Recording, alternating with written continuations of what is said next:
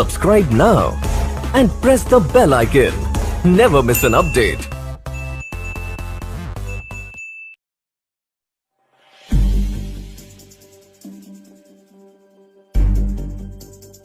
जब भूख लगती है खाना खा लेते हो।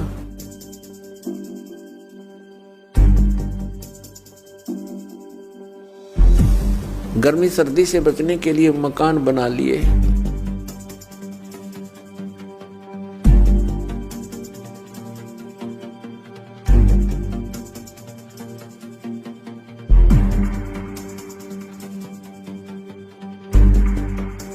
जो भक्ति करना चाहते हैं, मोक्ष कराना चाहते हैं, तो उनको इन सब नियमों को फॉलो करना पड़ेगा जो बताए जाते हैं, क्योंकि वो भक्ति में बाधक है। और जो भक्ति बाधक है आप उनको भी साथ लेकर चल रहे हो।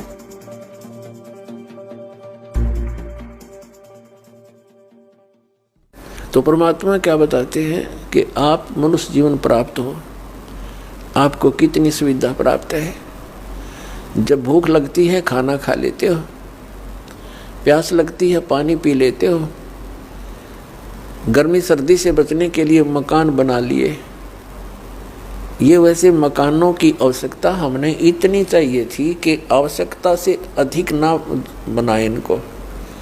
ये हमारा भक्ति बाधक है। जो भक्ति करना चाहते हैं, मोक्ष कराना चाहते हैं, तो उनको इन सब नियमों को फॉलो करना पड़ेगा जो बताए जाते हैं, क्योंकि वो भक्ति में बाधक है। और जो भक्ति बाधक है आप उनको भी साथ लेकर चल रहे हो। तो आप ऐसा कर रहे हो जैसे किसी पशु के गल में लठ बांध दिया करते था, मोटा रस्से में गाल के। अब वो चल नहीं सकता उस स्पीड से जैसे उन्हें चलना चाहिए, चला गट्टियां पर लग गए। तो आप जी इन मर्यादाओं को पालन ना करके और भक्ति रूपी मार्ग पर चलने की चेष्टा करोगे, आप नहीं सफल हो सकते। तो इसलिए हमने ज्ञान के आधार से इन बुराइयों को, इन कुरीतियों को और सांसारिक परंपराओं को भी त्यागना पड़ेगा, तब हम इसमें सफल होंगे। फिर अपनी बड़ी स्पीड से चलेंगे। जैसे मकान बना लिया, ठीक है, आजकल परमात्मा ने दया कर रखी है, बढ़िया सुविधा आपको प्राप्त है, मकान बना लो, जैसा आवश्यक हो उतना ही। केवल उसी के लिए कि बढ़िया कोठी बनाऊं, लोगों का प्रशंसक बन जाऊं, ये हमारी अपनी सोच होती है, अध्यात्म मार्ग नहीं है। तो मकान बनाओ जितना आवश्यक हो और जितनी आपकी जेब अलाउड करती हो, आवश्यकता से अधिक खर्च मत करो।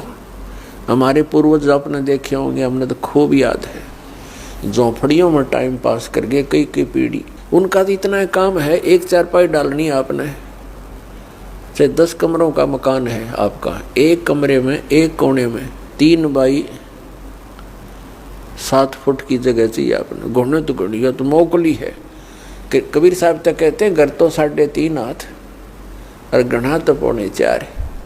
कहे कबीर अधिका बना अधिका गहे, उसको नहीं विचार।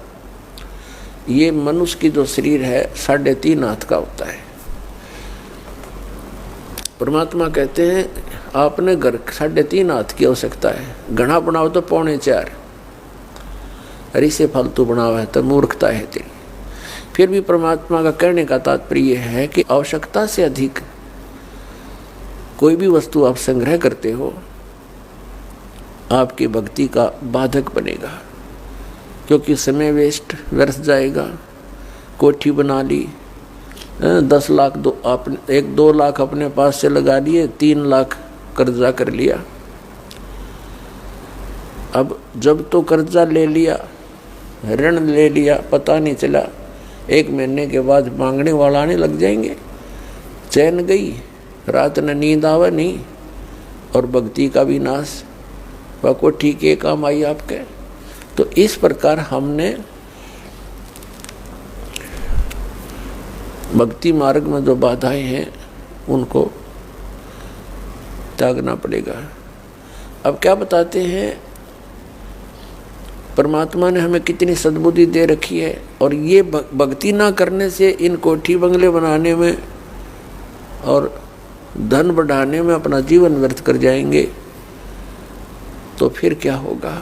नर से तीतु पशुआ की जय गद्दा बैल बनाई, अरे ये सुंदर भोजन का मन बोरे कि तो कुर्डी चरने जाई। होय होय, अपने आत्मा इतना कुछ सुनकर भी हमारे यह बात अंदर जगह बनाती नहीं, क्योंकि हमें ये सब सुविधाएं उपलब्ध है और हर समय है, और ये तो आपके अंतिम सांस तक आपको रहेंगी जब तक मनुष्य जीवन में हो। क्योंकि माता पिता बच्चों को जब तक वो कॉलेज स्कूल नहीं छोड़ता वो सुविधा देता ही रहता है, और जो बच्चा उसका सदुपयोग ना करके आता है तो फिर वो बहुत दुख उठाता है।